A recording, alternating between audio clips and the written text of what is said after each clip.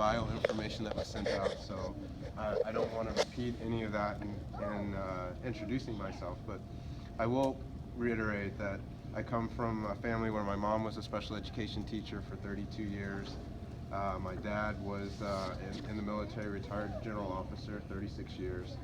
And so I point that out because it's significant to who I am, because you don't escape an environment like that without having a heart for public service and a passion for helping people. I kid that my mom was the original TSA because you did not get out of the door every day without realizing that your responsibility is to use your time, your skills, and your abilities to help other people. And that's the kind of environment that I grew up in, and that's where I come from. I think that it's important for me to note that today public education is having issues, and the problem with public education today is because that we are trying to use one size fits all. We're using the conveyor belt or assembly line kind of educational process, where we put all of our kids on this conveyor belt and we push them through regardless of whether or not they are accelerated or they're not ready to move. They're on this conveyor belt and they're moving along this conveyor belt.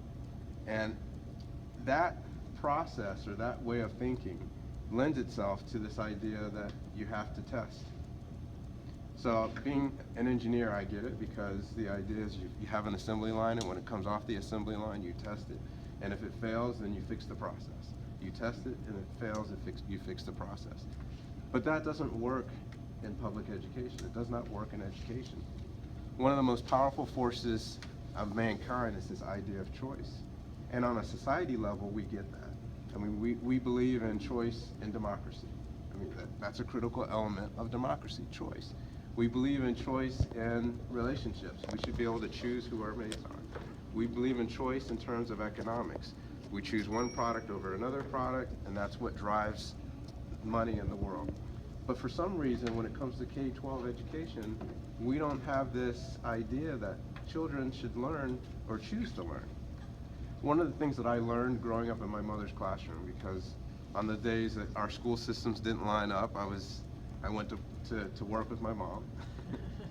And so I pretty much grew up in her classroom. And what I learned growing up in her classroom is that she was able to ignite passion for learning in her kids. And every child for her was a project. Every child for her was an objective to get them to make sure that they could learn. She sought out how she could unlock that passion for learning in children. And that comes back to that whole idea of academic choice. In order to be able to unlock that passion for learning, you have to know the children that you're working with. And in order to know them, you have to value them, and you have to have compassion and love for them in order to be able to unlock that passion for learning. And it comes down to that academic choice, and that choice is what we lose in the conveyor belt system. You know, for opportunity for children and students to find what makes them passionate about learning, that makes them excited about the idea of knowledge. And so that's why, to me, schools like New Community are critical to public education, because what you are doing here with progressive education, with the responsive model, with student-centered learning is exactly what I saw and learned from my mother in her classrooms. That's the way she taught. And it's not this whole complex science. It really comes down to finding ways to unlock the passion for learning in your children. And in order to do that, you have to know your children. You have to know your students. So schools like New Community are critical to public education, because in this world where everything is about testing, this is an opportunity for us to be able to give children a chance to become passionate about learning, to really catch that fire that allows them to learn. Now, this philosophy, you heard the old saying about you can either give a fish or teach a person how to fish.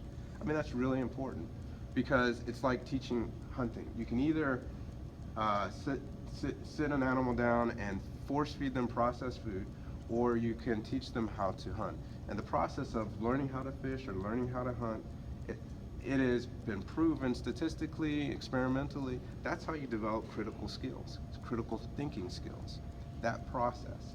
And so in order to be critical thinkers, in order to be successful in life, we need to be critical thinkers on an academic level. Something else that is the problem with public education is the fact that we have begun to separate this notion of education from this notion of community. That being good citizens is not part of the educational process. That's something that you learn someplace else. And I think that's a huge mistake in public education. Another reason why schools like New Community are critically important, because we're combining this idea of becoming good citizens with this idea of learning. How you treat people, your role in society, your place in society, your opportunity to affect the world. You learn, you have that opportunity to learn while you're learning in education. And so when we separate that in public education, we lose that opportunity to develop good citizens. Social emotional curriculum is critical to that. Again, this is what I saw and what I learned in my mother's classroom. It wasn't just about academics and knowledge. It was about how you can be a good human being. Hi, welcome. And how you treat other people and how you can be part of that process of changing the world. And understanding that you have that opportunity and that ability, that you matter such that you can have that impact on the world. So that is the type of schools that I have created in the past in my career. My career is full of public service, but what I realized in public service is, and my passion has been for building strong and vital communities. But in the work that I've done in communities, what I've learned and what I've realized is this idea that you can't really have strong and vital communities without a strong academic educational foundation. That is the common thread of strong and vital communities, a strong educational foundation. And so that's what brought me into the education arena, because I realized that I have an opportunity and the ability, the skills, talents, and ability to be able to help create strong educational foundations in communities. So I would finish with this, because I don't want to take up a lot of time. I'd rather spend more time hearing your questions and responding to your questions, to say that that is the type of school that I've created. That's the type of school that I want to be associated with. And if the opportunity is there for me to be part of New Community School and developing that strong academic and civic foundation for this community, then I'd like to be here. Thank you, Troy. Sure. Questions? Comments? Anything? Yes, I'll ask. I mean, this has been a very rough year for Right. the community, I'm sure you've been told. So is there anything that you see that you would want to change, that you would implement?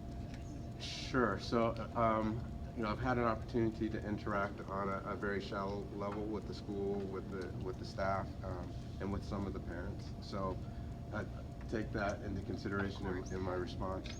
You have a beautiful building here. It's an underutilized building. So, your challenge is funding. So that comes back to enrollment. And why is the enrollment where it's at? I believe that there's a need to market the value of this school better, to be able to articulate to other parents out there that are missing the opportunity to have their kids in a loving and nurturing environment, to bring them here. So the things that I would address is the marketing. I would address that through the marketing to increase the enrollment, and through the increased enrollment, obviously your funding is better, and that gives you an opportunity to do a lot more with your staffing and the resources that are available to the school. So some of the things that I've talked about and looked at are before and after care options, collaborating with a daycare. From what I understand, the enrollment of the school is top heavy. You have a large 8th grade class, and typically for the sustainability of the school, you want to have a large kindergarten class, and that feeds your upper grades. So we've got to do a lot of work in building the future of the school through building the foundation to make sure that you have larger numbers in the lower grades. And through that, that gives you the financial resources to be able to do some more things on the upper grades. Sure. I'm particularly interested in, I really appreciate everything you said, and so I'm particularly interested in this notion of focusing on individual students, Mhm. that they are all along the spectrum. Mhm. I'm wondering, how do you, in concrete ways, how do you facilitate that? And especially kind of at the high end, I think that, my concerns are, again, I think there's so many great things about NCS, but one of Right. my concerns is that the students at the high end are not getting some of the support that they need. Sure. So typically the way that you address a heterogeneous classroom is through differentiated instruction. So your groupings are going to be along the lines of high ability students versus those students that may be struggling with the material. So the challenge is working with instructors to help them understand how to group their students better. Again, looking at data, looking at information, looking at their awareness and understanding of each of the individual students. And that's a process through, as an administrator, sitting down with the individual teachers and going through the class role and kind of assessing where each student's abilities are in each area of the curriculum. And understanding that based on their ability, you want to begin to use those groupings. Now, you don't use those groupings exclusively because there's some advantages. I mean, for me personally, I learned, once I realized this, I learned by helping other students. So tutoring, that's how I learned. So every opportunity that I had to be involved, I took advantage of that. So for me, homogeneous groupings were not the only mechanism. So opportunities to work with students that were struggling helped me. So that comes back to professional development and coaching. What has helped me to be successful in the schools that I've started and run is a robust professional development program where we're not just using teacher evaluations and instructional evaluations as a mechanism to assess their ability, but we're using it as a coaching mechanism where we say, excuse me. It's a coaching mechanism. So you're in the classroom on a regular basis, whether it is twice a week, 3 times a week, on a regular basis, to be able to assess where they are on a rubric that everybody understands and agrees to, and you coach through, this is what I saw. This is how I think you can improve those processes. And then putting a structure in place where you bring staff together and share ideas across staff, peer-to-peer coaching, those opportunities. And then to further address your question, curriculum. So from what I understand thus far, and again, I'm an inch deep in terms of my understanding of exactly what we're doing here, what's going on here in the school now. But the teachers are developing, in large part, their own curriculum, which I think is good, to be able to be creative in your curriculum. But I also think it's important to have a foundation, a foundational curriculum that they can use to springboard from. So I always encourage my staff and my teachers to be creative, to use their talents and their abilities to reach kids and unlock that passion. But I think with newer teachers, which typically charter schools end up having a lot of newer teachers, that it's good to have a foundation curriculum for them to start with and then to improvise from there. And I think when you have high ability students, when you have that foundational curriculum, and you're having to focus time on working with students that may be on the low end of the spectrum, then you can give them an opportunity to run on the high end of using that foundational curriculum and be able to support that and facilitate it a lot easier than when you are constantly the one that is responsible for developing the curriculum. Okay. Oh, and one other thing I should say, and I know that this is important as part of the progressive model, but opportunities to learn outside of the classroom. So the program that I went through as a student, I went through a magnet program for science and technology. And so what was really beneficial for me, and I've internalized this and tried to do this in all the schools that I've developed, is an opportunity to give kids chances to get outside the classroom and explore and learn outside the classroom. And that comes back to funding. So, and it's also relationships.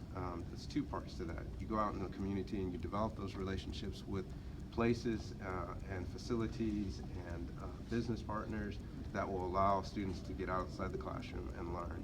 But then you want to be able to support that with the funding model to be able to make that happen. Hopefully I covered everything there. One of the things I see is teachers coming out of college and they're getting their information from the area they're specializing in, but differentiated learning would go along with what she's saying, and oftentimes that's not thorough enough to cover the spectrum in the classroom. How do you handle those? Well, you will always, I mean, obviously the first step is by recruiting the best teachers that you can. And so you want to make sure that you're bringing in quality instructional staff. Now, working with those teachers that need scaffolding in order to get to the mastery level of teaching, peer counseling, you find those teachers that have got it, have figured it out, and you develop a structure that allows them to work with teachers that are struggling with that. It's also part of that professional development framework that I was talking about. I use in my schools the Charlotte Danielson framework. That is a coaching framework where you're in the classroom on a regular basis and gives you an opportunity to say, okay, today this is what I saw, and this is how I think that you might be able to improve upon that. I believe that you're already using an investment in an annual investment in the Responsive Classroom Conference, and as funding permits, I think bringing in resources that allow you to do more things on a regular basis. I typically have a staff meeting in my schools at least once a week where we bring staff together as a group, and then I break out with staff from there, like three small groups of 2 to 3 staff members at a time, and we establish those goals and objectives. Like this week, this is what I want you to focus on, and this is what I would like to see when I'm in your classrooms, to be able to get them up to speed in terms of their ability to work with differentiated instruction. I understand that you come from charter schools. Yes, ma'am. My experience with charter schools is there's a lot of different types of charter schools. Yes. Yes. Like up Very in- broad spectrum. Yeah, Mhm. like up in Porter County, they have the top charter school in Indiana, but it's a high ability school. So what is your experience with the high ability charter schools versus indigent charter schools and so forth? Well, in my experience, I've worked on both ends of the spectrum, so to speak. I was with Charter Schools USA, which is an A-rated network, and the majority of their schools are in more affluent neighborhoods, and you're dealing with more students that on an average are high ability students. So our curriculum was geared towards modules that allowed students to, based on their ability, to run with what they were able to do at their own pace, essentially. And the instructor was challenged to be a facilitator of that process, as opposed to being the sage on the stage that holds and rations out knowledge as appropriate. And then I've also worked with an organization called Lighthouse Academies, which are primarily Title I schools. And in the Title I schools, you have a broader spectrum. You have high ability students, and you have those students that because of the environments that they're coming from, they may not exhibit those high ability skills, but they inherently have them. And the question is, how do you unlock that? How do you get past those obstacles? So I've worked across both spectrums. I want to believe that every child can learn, and so it's just a matter of some children learn at a faster pace than other students. One of the big challenges I see, especially in the progressive classroom, is motivation. Okay. From the student or for the instructor? Student. I've seen that too. So what are some of those strategies you use for that? Well, like I said in my introduction, you have to find out from those students what they're passionate about. You have to know your students, and you've got to delve into what excites them. If I'm in a math class and I have a student that is musically oriented, then I've got to connect math to music. And that it goes back to your question about the quality of the instructor. You've got to be able to support instructors to help them identify, all right, this is what this child is passionate about. Now, how can we connect their passion to the curriculum that you're using? And sometimes, you know, that's just brainstorm. You know, being able to bring teachers together and brainstorm about, well, this is an area that I have, you know, I'm musically oriented, and so I am in a position as a teacher to support you as a fellow teacher to say, this is how you connect music to math. But I think the key for motivation comes down to connecting to what children are passionate about. And then obviously classroom structure and organization is part of that. Having students that participate in the rule-making process is important, because then they're on some levels, on most levels, vested in the success of the classroom when they've participated in the rulemaking. I've worked in schools where behavior was the primary issue.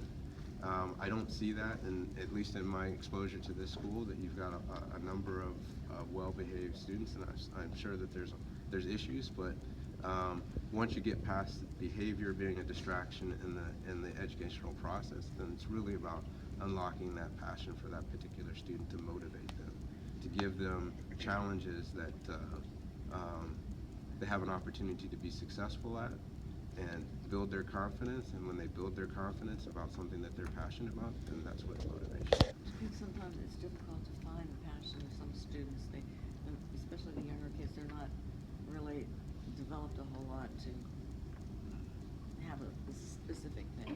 They have a lot of different things. Right. And some things work sometimes and some things don't work other Very true. times. Mhm.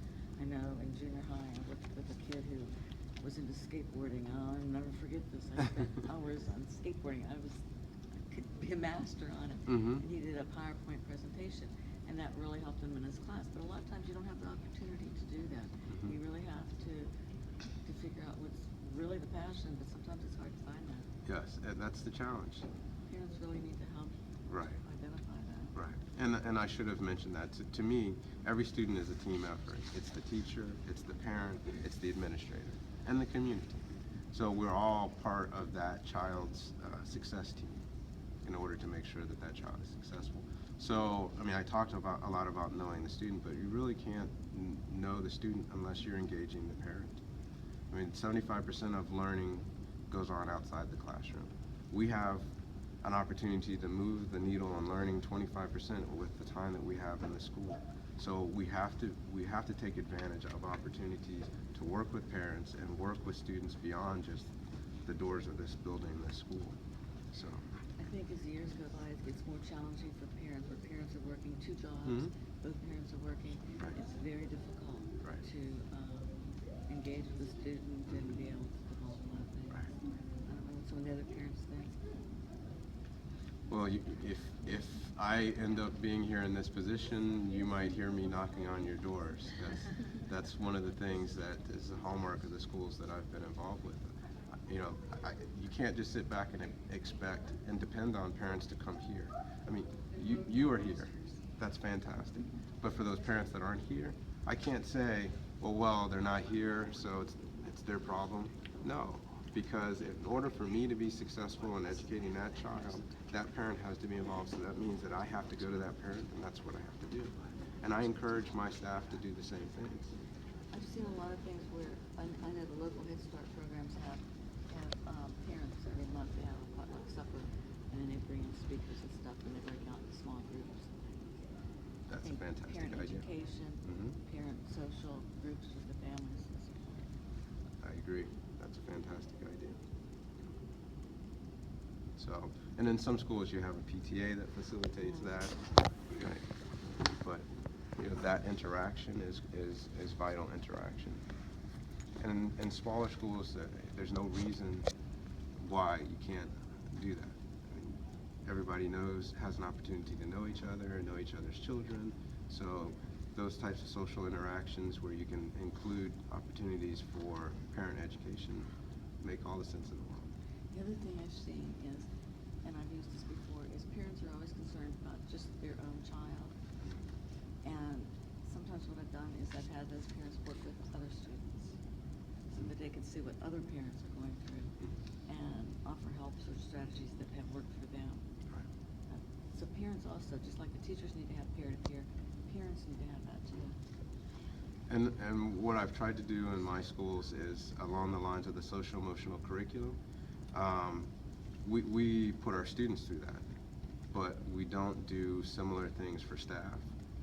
So in my schools, you'll see we take our staff through a character conduct program, and any vendor that works with the school also goes through the same thing. And then we give opportunities for our parents to also go through that program. So it's good because students obviously know when it's just lip service and it's not authentic. And so if the teachers aren't modeling it and the parents aren't supporting that, then it can only go so far. So when you get everybody that comes in contact with the school involved and invested in this idea of the way that you treat people and how to treat people well, then that comes across as a culture and it becomes authentic to the students. You know, in a lot of leadership courses, they do temperament testing and they do Myers-Briggs and things like that. For identifying the students' passions and motivational things, are there screening forms that you've ever used for that? Not in terms of personality for students. The screenings that I've used are more geared towards career inclinations, but I could see the value in disaggregating that kind of data to see what that means in terms of a child's personality and what their passions are. So. Yes, ma'am. One of the things that was profound for me in my experience as a behavior interventionist and teacher, and I guess I'd like to focus on the higher grades in middle school, Sure. is the behavior level. And that great teachers, great curriculum development, great passion, but if you're spending your time, 2/3 of your time saying, okay, go to your bedroom, or go, I mean, it interrupts the Flow, right. often. So my underlying take on what's happening in middle school right now is that we truly are not preparing these kids as well as we could to get into high school. Okay. And I think a big part of that problem is behavior. Okay. So I'd just like to hear your thoughts. So my philosophy about behavioral intervention is to steer away from suspensions, steer away from expulsions, and look at, particularly when you get to the middle school and upper grades, to look at opportunities for kids to do peer-to-peer discipline. So we're keeping students in school as opposed to pulling them out of school. Now, obviously, if it's that thick of a problem that it's interfering to that level of significance with the flow of learning, then you've got to pull them out of the classroom. But once you pull them out of the classroom, then the objective has to be, how do we get those students back into the classroom? And so usually when there's a behavior issue, there's an underlying thing, whether it's family-oriented, interpersonal oriented, that you have to get to the bottom of. And particularly with a small school, we should know each of our children well enough to be able to get to those issues, especially working in league with the parents to understand what are the fundamental issues that might be involved in misbehavior. And then on the middle school level, like I said, creating a structure where students can come together and hold each other accountable for, what they're doing that is not within the norms or expectations for that particular classroom. And I've found that peer-to-peer has worked very well in my experience in the schools. Is there a specific program you have in mind for that? Not labeled or named, no. There are a number of programs out there that you can use. It's just a matter of picking one and implementing it. So. I can let, their Responsive Classroom there is a module within Responsive Classroom that does that. My mom taught 5th and 6th grade in Vermont 20 years ago, and they had a very similar kind of thing, and the whole room was involved in it, including the teacher. The teacher could accept or give back that same kind of feedback from the students as well as the other students. And she always had good things to say about it, for what it's Okay. worth. Sure. Well, She we're said in we're out Vermont, of time, Responsive so. Classroom had a program. That was quick. Yeah, I know No. they're telling me we gotta switch out. So, do you have any last things you want to say, Troy, before we move you to the next room? I just want to make sure that I River. covered, I just want to make sure that I covered your question. In the time that I'm fortunate enough to have you speak with us yesterday. Okay. Sure. So, thank you for your questions, and I hope that you were happy and satisfied with my responses. I'm excited about the possibility of being able to work with the school, and as I shared with the board, if you should decide to select the other candidate, I'm still willing and happy to provide support and assistance to the school, you know, in the capacity outside the school. So, vote for me.